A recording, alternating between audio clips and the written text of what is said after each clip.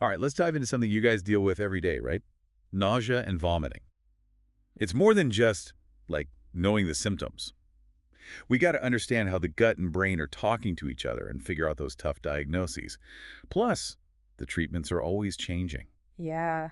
It's a real challenge sometimes. And it doesn't help that patients mix up words like nausea, vomiting, even retching, and regurgitation. It's like they're speaking a whole different medical language. Exactly. Before we get lost in translation, can we break down those key differences? Sure, so nausea, that's the queasy feeling like you're about to throw up. It often involves the whole body with sweating, rapid heartbeat, that whole 9 yards. Vomiting, well, that's the actual act of forcefully expelling stuff from the stomach. Makes sense. What about those other two, retching and regurgitation? Retching is like dry heaving, you try to vomit, but nothing comes up. Regurgitation is when food effortlessly comes back up from the esophagus, a bit like a little food volcano. Okay, got it. So how does all of this actually happen? It seems like our gut has a direct line to the brain, especially when things go wrong. More like a superhighway. For the upper GI tract to work right, the gut and the central nervous system got to be in sync, nerves and muscles all working together. So what throws a wrench in that system and brings on the nausea? Well, often it's a disruption in the stomach's rhythm. Imagine your stomach muscles contracting in a pattern, kind of like a conductor leading an orchestra. But with nausea, this rhythm gets messed up. It can speed up, we call that tachygastria, or slow down, which is bradygastria. So it's like the stomach sending an SOS to the brain with those weird rhythms. And what about vomiting itself? What's the process there? It's a reflex, triggered by signals from the gut or the brain, like a carefully choreographed dance, but instead of elegant moves, you get forceful expulsions. Who's leading this dance? You have vagal nerves sending signals from the gut to the brainstem. Then the sympathetic nerves jump in, and you even have the chemoreceptor trigger zone in the brain acting as a sensor for anything that shouldn't be there. That's a lot going on. Oh, and there's this thing called the retrograde giant contraction. It's like Yeah. a wave that starts in the small intestine and goes up towards the stomach. Not only does it push stuff out, but it protects the esophagus from damage by neutralizing the acid in the vomit. Wow, even when we're sick, our body's trying to protect us. So as general practitioners, what's our game plan when a patient comes in with nausea and vomiting? Think systematically. First, get a good history and do a thorough exam. You'd be surprised how often that's all you need, especially if it's an acute issue. What red flags should we be watching for during that initial evaluation? Definitely pay attention to how long they've had the symptoms, how often it happens, but also focus on the details. Is the vomiting forceful? Is there blood? When does it happen? After meals, in the morning, with certain movements. It's like we're piecing together a puzzle. What about complications? What are we looking out for? Dehydration's a big one, especially with severe or prolonged vomiting. We also got to keep an eye on electrolytes because vomiting can cause potassium to drop and lead to metabolic alkalosis. Okay, so we need to stabilize the patient first. Then we need to figure out the cause so we can treat it properly. What are some of the usual suspects we see in primary care? Let's break it down into acute versus chronic cases. For acute nausea and vomiting, it's usually infectious gastroenteritis, usually viral. Ah, the stomach flu. Always going around. Right. Bacterial and parasitic infections are less common, but we have to consider them. And nowadays, we can't forget about COVID-19. It can cause GI symptoms too. Speaking of COVID-19, has that changed how we approach these patients? Definitely. We now need to think about COVID-19 as a possibility in anyone with nausea and vomiting, especially if they have any respiratory symptoms or were exposed. Okay, that makes sense. Let's move on to chronic cases. This is where things get really interesting, isn't it? Absolutely. Chronic nausea and vomiting can be tricky to figure out. One group to think about is functional nausea and vomiting disorders. These are conditions where, even after all the tests, we can't find a clear cause. Like the gut is messing with us for no reason? Kind of. And we have the Rome 4 criteria, which is like our rule book for these functional GI disorders. It breaks them down into three main types. Okay, let's hear about these mystery disorders. So first, there's chronic nausea and vomiting syndrome. It's all about frequency. If they have nausea or vomiting at least once a week, but all the tests are normal, no ulcers, no inflammation, no blockages, then we might consider this. It's a diagnosis of exclusion, but it can be really hard on people. It's got to be frustrating for everyone involved. Uh, What are the other two? Number two is cyclic vomiting syndrome. This one's all about patterns. They have these recurring episodes of intense vomiting that follow a cycle. First, some warning signs, then the vomiting hits hard, then they recover, and then it all starts again. So it's predictable even though it's intense. Exactly. And there's often a connection to migraines with this one. That's interesting. And the last one? The third one is cannabinoid hyperemesis syndrome. As the name suggests, this one is linked to cannabis use, especially long-term and heavy use. The main features are cyclical vomiting episodes that usually get better when they stop using cannabis, and they might have this urge to bathe a lot, which is a weird symptom. Wow, those are some distinct patterns. Mm. So we have chronic nausea and vomiting syndrome, the one that keeps coming back, cyclic vomiting syndrome, the one that follows a pattern, and cannabinoid hyperemesis syndrome, the cannabis connection. What other chronic conditions should we be aware of? There's rumination syndrome, which often gets mistaken for vomiting or GERD. This is where people effortlessly regurgitate food they recently ate. Sometimes they'll re-chew or re-swallow it. That sounds kind of strange. What causes that? It's a behavioral disorder, but it can often be treated with behavioral therapy, especially diaphragmatic breathing techniques. So breathing exercises can help. Interesting. Are there any conditions specific to certain groups? Of course, we can't forget about nausea and vomiting of pregnancy. It's extremely common, affecting up to 74% of pregnant women, and typically involves morning sickness. It's usually not a big deal, but we need to be mindful of risk factors and make sure it's not something else if it starts after the first 9 weeks. Right, because those pregnancy hormones can wreak havoc. Yeah, And then there's hyperemesis gravidarum, the more severe form, right? exactly. That's when the nausea and vomiting are so bad that they get dehydrated, lose weight, and might even need to be hospitalized. Okay, so we've covered the basics and some common causes. Mhm. What about when the diagnosis isn't clear? What clues can we get from the patient's presentation? That's where our detective skills come in. For instance, if they have abdominal pain along with the vomiting, it could point to gallstones or other inflammatory issues in the abdomen. So the location of the pain matters. What if their abdomen is distended and tender? That's a red flag for bowel obstruction that needs immediate attention. Definitely don't want to miss that. Yeah, What about when the vomiting happens in relation to meals? that's a big clue. Vomiting food eaten hours ago could mean there's a blockage in the stomach, or they have something called gastroparesis, where the stomach empties too slowly. We really need to pay attention to the timing of everything. What about heartburn? Could that be related to nausea and vomiting? It definitely can.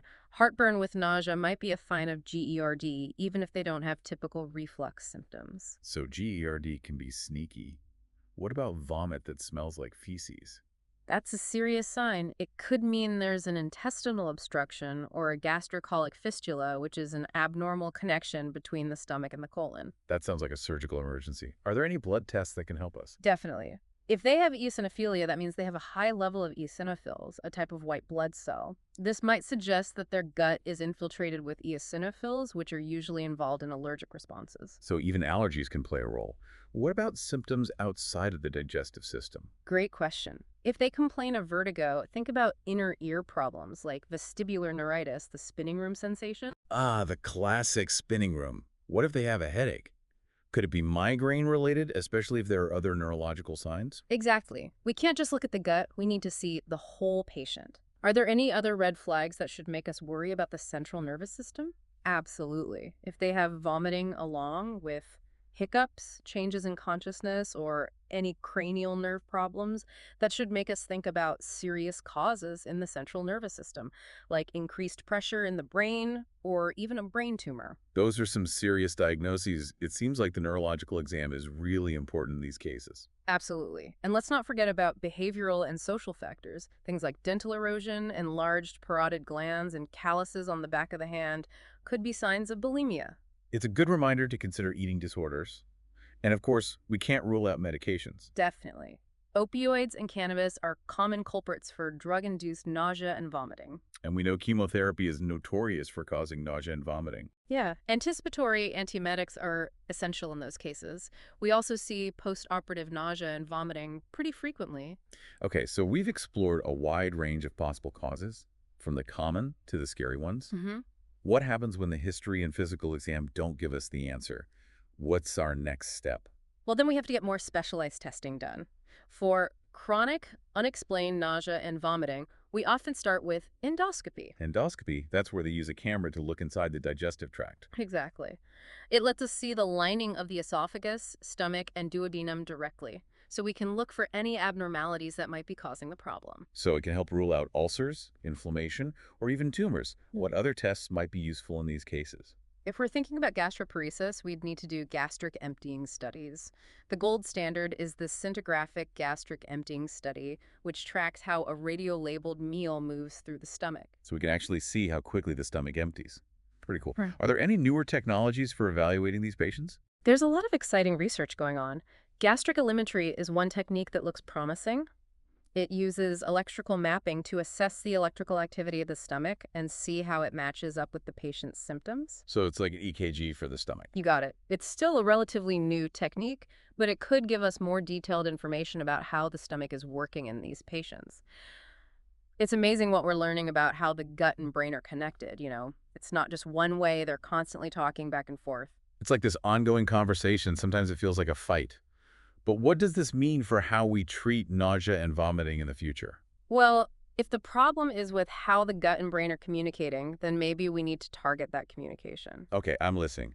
What exactly are researchers focusing on? The microbiome is a big one. We now know those trillions of bacteria in our gut affect our whole health, including how the gut and brain talk to each other. So those tiny little bacteria are sending signals to our brains.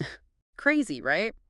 Research is showing that when the gut microbiome is off balance, what we call dysbiosis, it can be linked to a lot of different conditions, even those functional GI disorders we talked about. So could changing the gut microbiome actually treat nausea and vomiting? That's what we're hoping. There's a ton of research happening right now looking at probiotics, prebiotics, even fecal microbiota transplantation. Fecal. I know, it sounds a little out there, but basically, with fecal microbiota transplantation, or FMT, we take fecal matter from a healthy person and give it to someone with an unbalanced gut microbiome. So we're giving them good bacteria to repopulate their gut. But how does this connect to nausea and vomiting? Some early studies suggest that FMT might be helpful for certain functional GI disorders like irritable bowel syndrome, which often includes nausea. We need more research, but it's promising. That's wild. So a poop transplant could rewire the gut-brain communication and make them feel better. It's still early days, but there's potential. And it's not just the gut microbiome. Researchers are also looking at specific neurotransmitters and receptors involved in the vomiting reflex. Like what? What are they interested in? Serotonin is getting a lot of attention. We already have serotonin antagonists that work well for chemotherapy-induced nausea and vomiting, but there's research going on to find even better and more targeted serotonin-based therapies. So refining how we control the serotonin system. What about other neurotransmitters? Substance P is another one. It's involved in pain, but it also plays a role in the vomiting reflex. Blocking substance P receptors has shown promise in animals, but we need to see how it works in humans. Blocking the pain signals that trigger vomiting? That's fascinating. What else is out there? There's research into non-invasive brain stimulation techniques like transcranial magnetic stimulation, or TMS. TMS, isn't that for depression? How could that possibly help with nausea? That's right. TMS uses magnetic pulses to stimulate certain areas of the brain. There's some early evidence that targeting specific areas involved in nausea and vomiting could be helpful. So instead of drugs or transplants, we're using magnets to change brain activity. It sounds futuristic. It does, doesn't it? But it's an active area of research. And of course, there's always the search for new medications that target specific receptors or pathways in the gut-brain axis with fewer side effects. So we're attacking this from all angles: the microbiome, neurotransmitters, brain stimulation. It sounds like a new era for treating nausea and vomiting. I think so. We're moving beyond just masking symptoms and starting to address the root causes. That's great news for patients who suffer from these symptoms, which can be really hard to live with. It sounds like there's a lot of hope for the future. Absolutely. We still have a lot to learn about how the gut and brain work together, but the research is moving fast, and with that comes the promise of better and more targeted therapies for nausea and vomiting. Okay, so we've talked about the cutting edge of research and what the future holds, but let's bring it back to reality. What advice do you have for our listeners, those general practitioners who see patients with nausea and vomiting every day? What can they do right now to help their patients? I think the most important thing is to really listen to your patients. I mean, really listen.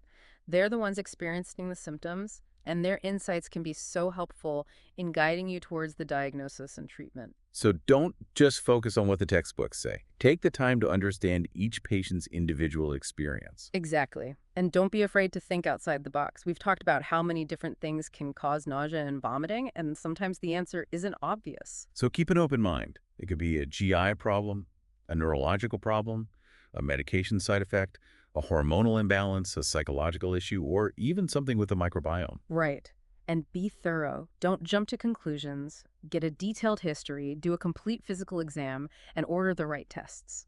And be patient. Sometimes it takes a while to figure out the cause, especially with chronic cases. Absolutely. And don't hesitate to refer to a specialist if you're not sure or if the case is complicated.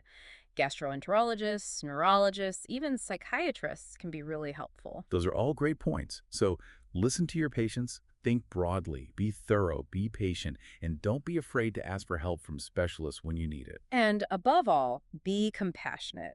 Nausea and vomiting can be incredibly debilitating, both physically and emotionally. Make sure your patients know that you hear them, you believe them, and you're going to do everything you can to help them feel better. That's so important. We need to treat the whole person, not just the symptoms. Exactly. And remember, this field is always changing. Keep up with the latest research and treatment guidelines so you can offer your patients the best possible care. This has been such a great discussion. Now, to wrap things up, we'll share some practical tips for managing specific causes of nausea and vomiting, including a guide to the different antiemetic and prokinetic medications that are available. We'll also talk about some non-pharmacological approaches like dietary changes and behavioral therapies. So stay tuned for the final part of our deep dive into the world of nausea and vomiting. Welcome back. We've covered the science, the causes, the whole diagnostic process, and now it's time to arm ourselves with the tools to actually help our patients feel better. Time to become gut mechanics. Love it. Mm. So what are our priorities when we're treating these patients? Well, first and foremost, we got to deal with any complications. If someone's dehydrated because they've been vomiting so much, fluid replacement is key. Yeah, like putting out a fire before it spreads. Exactly. And if their electrolytes are messed up, like low potassium or metabolic alkalosis, we need to correct that. So stabilize first, then address the root cause. Yeah. Let's talk about some real-life scenarios. What if we have a patient with classic gastroenteritis, nausea, vomiting, diarrhea, the whole shebang? The good old stomach bug, always going around. Especially this time of year. What's our approach? Most of the time, it's a virus, so it just needs to run its course. Supportive care is key. Rest, fluids, maybe some over-the-counter meds to ease the symptoms. So we don't jump to antibiotics. Antibiotics won't do anything for viruses, and we don't want to contribute to antibiotic resistance. Right. That's important. So how do we handle those nasty symptoms? Over-the-counter bismuth subsalicylate can help with both nausea and diarrhea. Pepto-Bismol. Classic. Yeah. And what about those times when we need something stronger? For adults, ondansetron, which is a serotonin antagonist, usually does the trick. It comes in oral and dissolvable forms, so that's convenient. So something to settle the stomach. Any dietary advice for these patients? Sticking to bland foods is best. Things that are easy to digest: toast, crackers, rice, bananas. The brat diet. Avoid dairy, fatty foods, anything spicy. Those can make things worse. Keep it simple. Okay, let's shift gears to chronic conditions like gastroparesis. How do we manage those patients? With gastroparesis, we want to help the stomach empty faster. Diet is really important here. What kind of diet helps with that? Small, frequent meals are better than big, heavy ones. And again, avoiding fatty foods is key because fat slows down how quickly the stomach empties. So the opposite of what we'd recommend for someone trying to gain weight. Exactly. We want to make things easier for the stomach. And medications can help too. Like those prokinetics we talked about. Except metoclopramide and domperidone are often used to increase stomach motility. Now, what about those tougher functional nausea and vomiting disorders like cyclic vomiting syndrome? What can we do for those patients? Cyclic vomiting syndrome is a tough one, but we have some tools. Tricyclic antidepressants like amitriptyline can help prevent episodes, and during those acute attacks, we can use medications to try to stop the vomiting. What are our options for those acute attacks? 5-E fluids are crucial to prevent dehydration.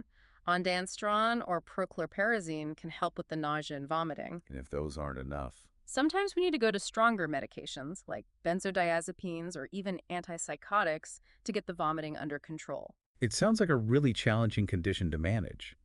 Are there any non-pharmacological approaches we can use? Anything that can help with nausea and vomiting in general? There's some evidence that ginger can be effective for nausea, especially for pregnant women. Acupuncture and acupressure have also shown some promise in studies. So some good options for patients who want to try alternative therapies. Exactly. And don't forget about behavioral therapies, especially for something like rumination syndrome. Relaxation techniques like deep breathing can be surprisingly helpful. So we have a lot of different tools in our toolbox. Lifestyle changes, medications, alternative therapies. We need to figure out the best approach for each patient. Absolutely. And good communication is so important. Talk to your patients, explain their diagnosis clearly, discuss the treatment options, and answer their questions. Be their partner, not just their doctor. Exactly. And make sure you follow up. We want to make sure the treatment is working. And if it's not, we need to adjust it. Nausea and vomiting can really impact a person's quality of life. This has been such a fascinating journey, exploring the gut-brain connection and learning how to manage these common but often confusing conditions. I hope our listeners feel more prepared to tackle nausea and vomiting in their practice. It's been great to unravel this complex topic with you and our listeners. Remember, knowledge is power, and by staying curious and informed, we can make a real difference in our patients' lives. Thanks for joining us on the Deep Dive. We'll see you next time.